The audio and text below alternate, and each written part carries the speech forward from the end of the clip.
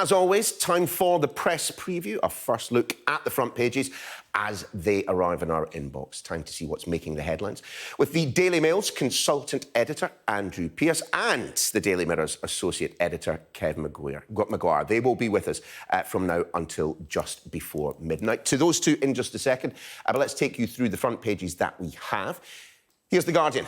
It leads with the state of emergency declared in Ukraine and the US government warning that Russian forces could invade very soon.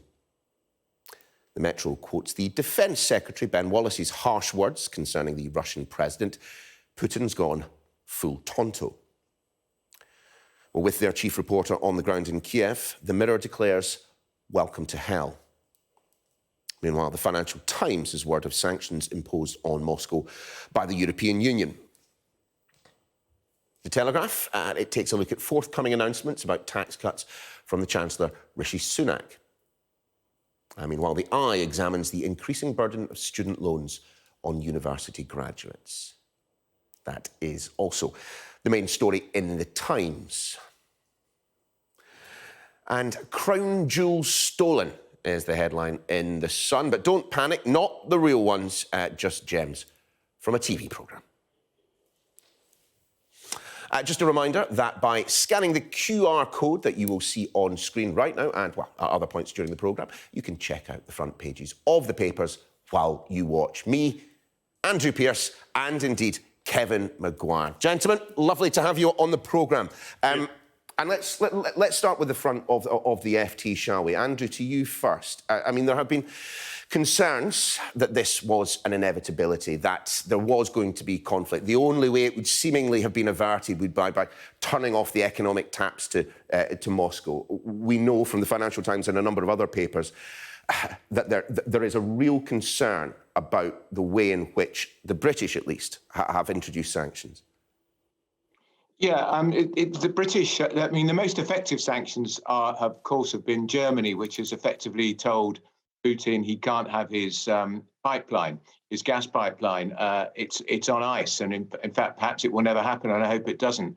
Although that means Germany's somehow going to have to wean itself off of a dependency on Russian gas. And Russian gas accounts nearly 40-50% of their supply. But in Britain, we've targeted 5 banks and 3 individuals. Now, the 3 individuals that were targeted by British government had already been sanctioned by the US. So I imagine whatever resources and money they had, they've already got well out of London. But Boris Johnson, under pressure in the Commons today, did say more sanctions are coming. I don't know why more weren't announced earlier. But I think we've got to hope that they are coming. But the EU, I think, I'm often a critic of the EU. They've been, it seems to me, far more proactive. They've targeted 27 or 29 individuals, including some key guys in Putin's kitchen cabinet, chief of staff, that sort of thing, a deputy prime minister. So they're getting right close up to Putin and his money. And that's the way to hurt this guy, because he doesn't give a fig about the Russian people. He cares about himself and his reputation, and he cares about the trying to recreate the halcyon days of the old Soviet Union. So he doesn't care how many people are murdered, killed in this pointless conflict. But what he does care about is money, and the people around him who prop him up. They've benefited very well financially out of Putin's corrupt regime. And the pressure point will be for him if we can get more and more of those people financially embarrassed by sanctions. That puts Putin in big potential political difficulty, which is why I'm hoping London's going to announce more sanctions in the next 24 or 36 hours. Yeah, Kevin, well, let's just stick with sanctions just for a second.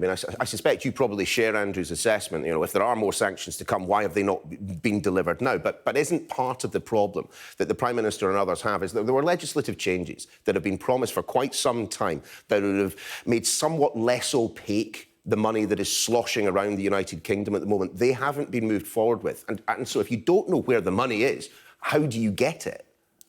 Yeah, and why not? Why hasn't there been greater urgency on it? And he's going to have to keep facing the charge because the Conservative Party have taken so much Russian-linked money, more than £2 million, £160,000 for a Russian former minister's wife to play tennis with him back in the day. Because the European Union's completely outflanked the UK, and Brexit Britain sanctions at the moment are incredibly puny. The three named individuals, the billionaires going to be sanctioned, they've been on the American list for years. So they already face restrictions and all have packed away their money wherever it is. But as Andrew says, the European Union's come up with far harder hitting 27 named people, the chief of staff, Putin's chief of staff, the defense minister, heads of the army, navy, and the air force, two deputy prime ministers, all will have any assets that are discovered frozen and not allowed to travel around the European Union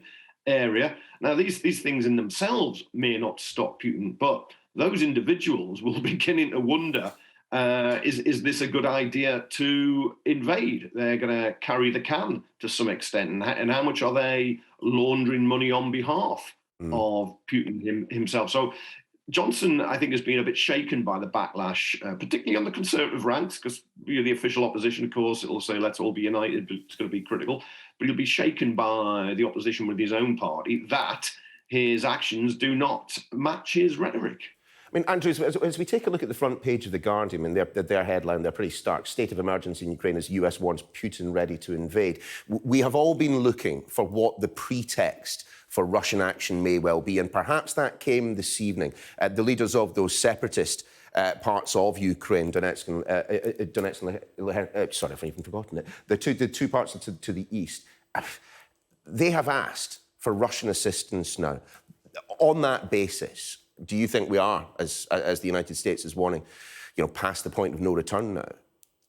Well, that's the most sinister development, isn't it? Also, we know there's ships and amphibious craft in the Black Sea, and the amphibious craft would be for one thing, to take troops on the ground in Ukraine. But yeah, the fact that these the breakaway republics allegedly have called for Russian assistance to repel these wicked Ukrainians defending their own territory it's a sure sign that he's gearing up for something. I still hope that Putin may at some point realize he's boxing himself into a complete nightmare here, because it's going to be a long and bloody and bitter conflict. The Ukrainians are not going to roll over like they did in 2014. They're much better armed, and I'm very reassured to hear the Prime Minister here say today that we're going to send even more armaments to Ukraine. Good.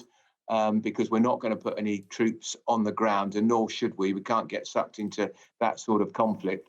But it is very sinister, Neil, and you just have this horrible feeling that when you turn the radio on in the morning or the TV on in the morning, we're going to hear that it started. Yeah, I have to admit, I think I will be going to bed with one eye on my phone. Take us, though, Kevin, to the front of the Daily Mirror. Reporting from your fantastic, I have to say, chief reporter Andy Lyons. Welcome to hell is the warning, but that's not his assessment. That is the warning that the Ukrainians are giving to the Russians. No, absolutely. And look, all media organisations are now putting extra people into Ukraine. I'm a great admirer of reporters who, at the drop of a hat, pack up and go into what could become a war zone and put their lives at risk in order to bring us the news and the truth. And Andy Lyons is there now. Our defence correspondent Chris Hughes is also in Ukraine, and it's the Ukrainians saying, "Look, we will fight. We'll fight all the way." And the Guardian had the picture of Putin laying a wreath at the Russian tomb of the unknown soldier. Russians will die, and possibly die in large numbers. They may be able to get tanks right to Kiev very easily, cause huge destruction.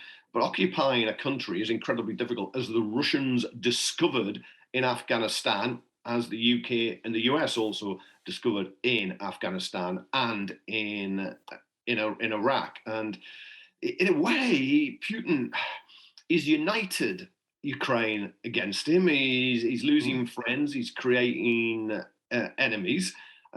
They've mobilized their reserves now in Ukraine. They've declared that state of emergency. They're saying 3 million Ukrainians who live in Russia should leave. And you could see how, in one way, he's driving Ukraine into the arms of NATO. He could have the exact opposite of his strategic goal. And he does look, he looks deranged at the moment when you see him speaking. We've watched him for more than 20 years in power, but whatever sanity and rationality was there early on, it seems to have gone. It's not just because he's at the end of those large tables, he's worried about germs, but even his own inner circle look at him and you can see they're kind of frightened, but there's no respect there for him. I mean, briefly, Andrew, I mean, is this on the basis of that assessment, would you describe him as, totally tonto?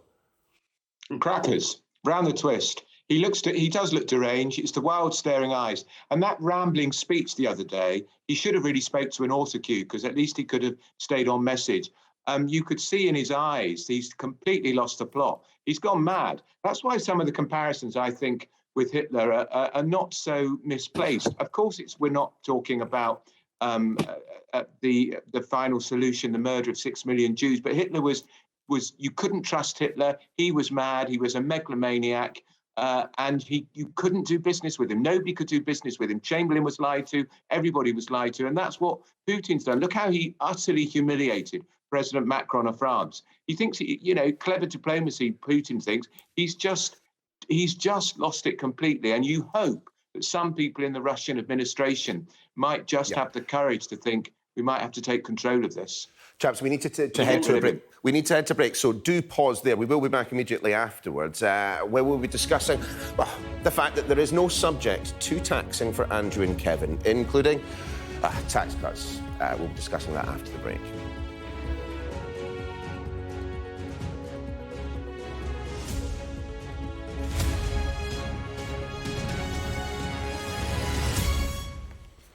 Welcome back to the press preview with myself, Andrew and Kevin. Andrew, let's come to you first, the front of the Telegraph. Rishi Sunak will be publicly committing to lowering taxes. It's quite something for a Conservative Chancellor that he has to come out and say it.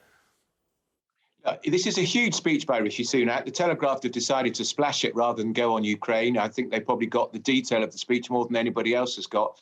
Now, it's an admirable ambition for the Chancellor to say he's going to cut taxes, but when? Because we're just about to go into the worst cost of living crisis probably for 30 years. Fuel bills are soaring, petrol absolutely going through the roof, and that's all going to be made much worse by what's happening with Ukraine and Russia. And yet he's still going to say he's going to put national insurance up in April for employers and employees by 1.25%, and he's also freezing personal tax allowances. He's going to be lumbering the country with the biggest tax burden for 70 years. So it's a bit rich for him to say, I'm a low tax chancellor. He can't blame these tax rises on the Prime Minister. He's the Chancellor of the Exchequer, it's his budget, and they're his tax rises. And this national insurance increase is causing real unrest on the Tory benches, which is why his popularity in the latest Conservative Home League table has seen him plummeting. Kevin, the front of the Daily Mirror, this is a very sad story. Just tell us a little bit, for viewers not aware of On the Buses, perhaps just a little bit too young, just tell us a little bit about it. Yeah, this is Anna Karen, 85, a fantastic actor, died in a house fire in Ilford. Some people will remember young people as Aunt Sal in EastEnders. Andrew and I remember as Olive in On the Buses, which ran at the end of the 60s, early 70s, set in a London bus depot. And she was a clippy, a bus conductor, a bit put upon, but always bounced back. And she gave so many people huge laughs. Back in the days, it was watched by tens of millions of people because there were fewer TV channels. So we all kind of watched the same. But it's awful. And the tributes to her are just absolutely genuine because she was really well liked and loved. But what a tragedy to go in a fire. Very, very sad story. Andrew, Kevin, we will see you in just a few minutes' time.